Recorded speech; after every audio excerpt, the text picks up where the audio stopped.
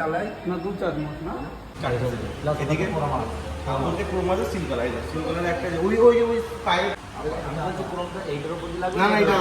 এইটার উপর দিয়ে এইটা মনে হয়। গুড মর্নিং গাইস, সবাই কেমন আছো? আশা করি সবাই ভালো আছো। তো শুরু করছি আজকের ব্লগ। হ্যাঁ, চ্যানেলে যদি কেউ নতুন হয়ে থাকো তো চ্যানেলটি সাবস্ক্রাইব করে নেবে, মিস্টার সঞ্জিত ভাই ব্লগ। চলো আজকের ব্লগ শুরু করা যাক।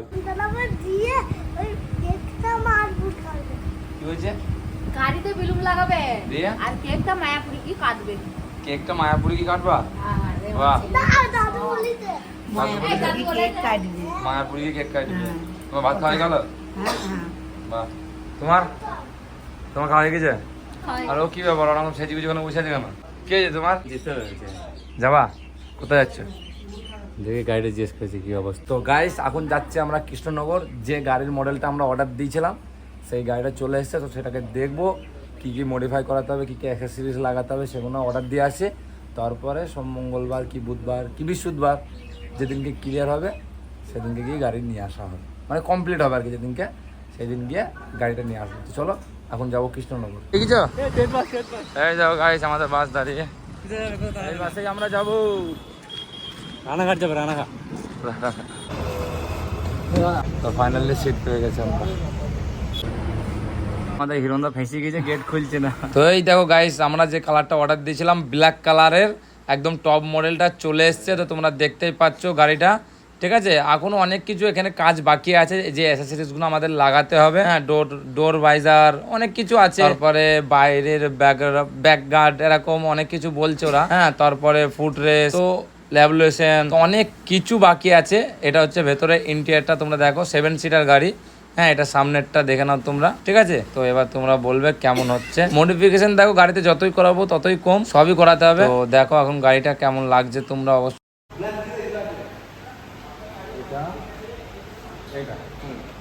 কটা করে গেল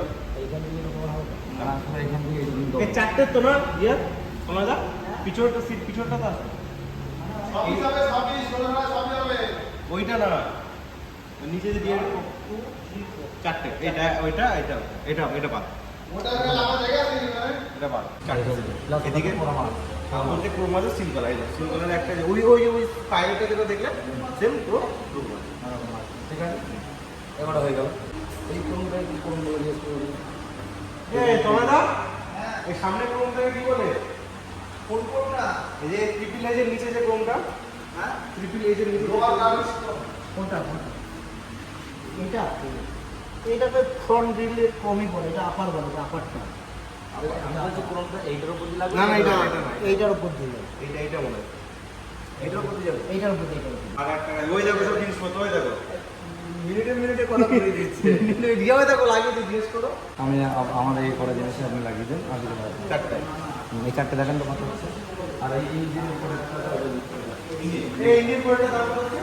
হ্যাঁ ইঞ্জিন গার্ড হ্যাঁ চালাই না 2-4 মাস না, মোটামুটি বছর 2। ডেলিভারি ভালো করে দিয়ে হবে তো?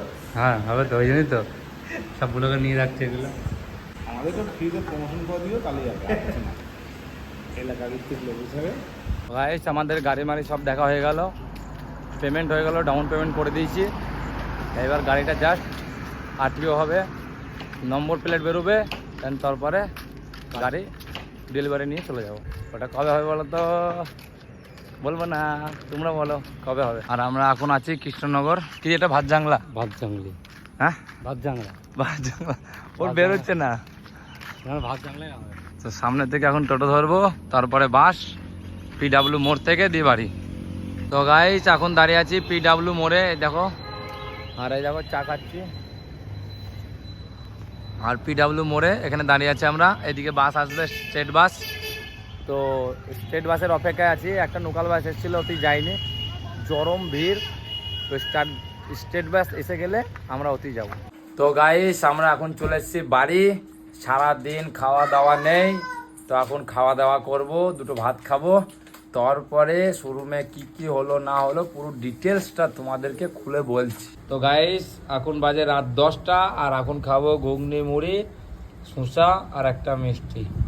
কি ব্যাপার এরকম কেন, আজকে ভাত করোনি কেন?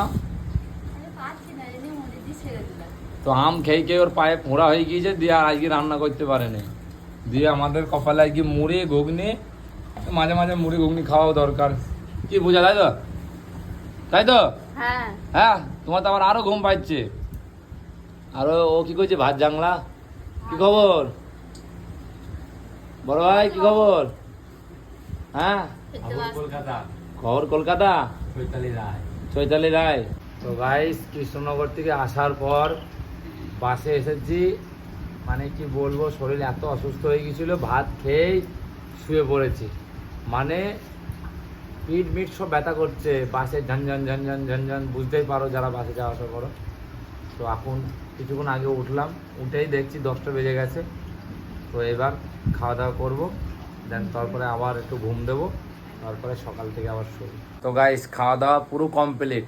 আর তোমাদের একটা কথা বলি গাইস, যে একটা গাড়ি অন রোড আনার জন্য যে এত ঝামেলা, এত প্রসেস, সত্যি সেটা আমি আজকে বুঝতে পারলাম।